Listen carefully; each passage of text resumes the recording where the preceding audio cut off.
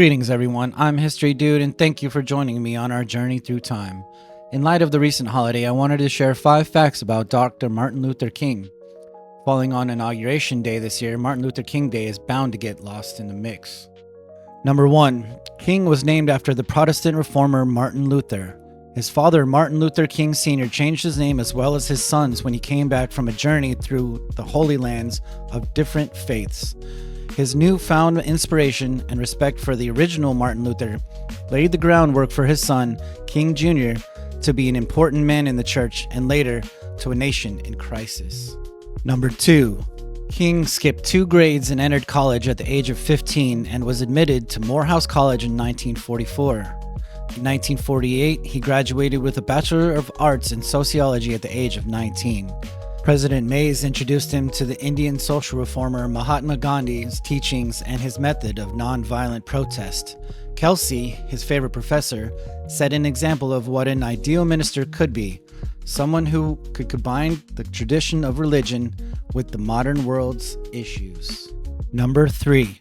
As the representative and founder of the SCLC, King was the leading member of what is known as the Big Six civil rights organizations that were a part of the March on Washington for Jobs and Freedom on August 28, 1963.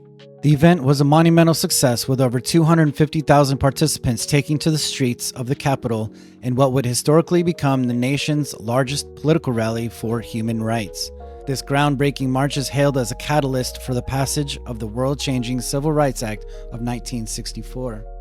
Number 4.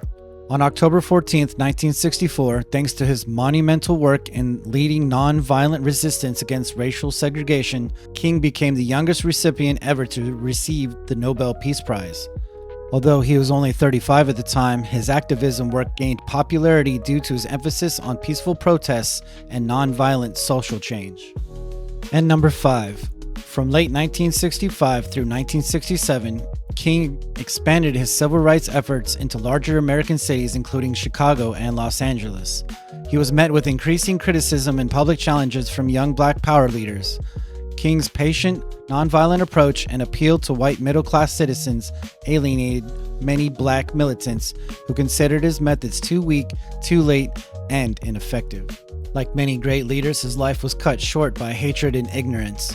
While standing on a balcony outside his room at the Lorraine Motel in Memphis, Tennessee, King was killed by a sniper's bullet on April 4, 1968 at the age of 39. The location still stands as a historical site to commemorate the legacy that was once snuffed out too soon. I hope you enjoyed this video. If you have, hit those like and subscribe buttons down below and leave me a comment letting me know if there's anything more you would like to learn about this subject. I'm your local historian, and that's History Dude.